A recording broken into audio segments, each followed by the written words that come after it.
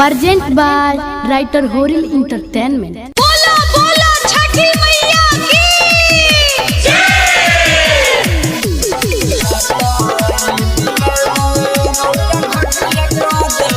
Music by DJ Mohan.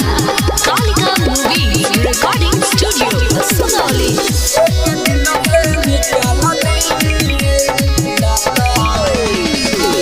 प्यार में दर्द मिलल बावे हमारा भरपूर रहे न छठी माई हमारा कवनो कसूर। प्यार में दर्द मिलल बावे हमारा भरपूर रहे न छठी माई हमारा कवनो कसूर।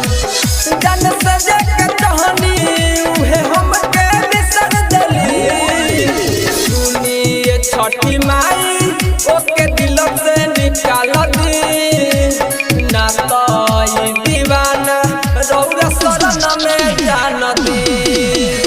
सुनिए छठी माई ओके दिल से निकाल दी ना तो ई दीवाना रौरा घटिया पर जान दी।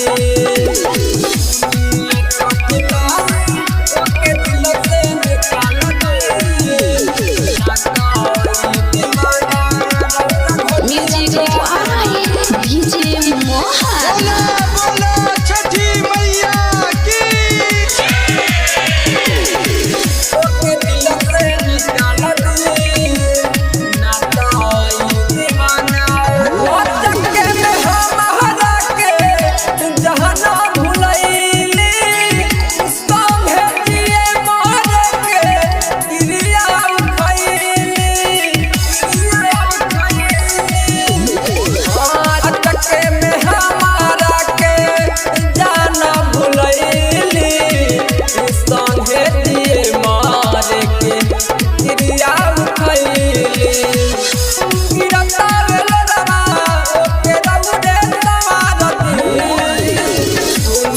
छठी माई तोके दिल से निकाल दी ना तो ई दीवाना रौरा घटिया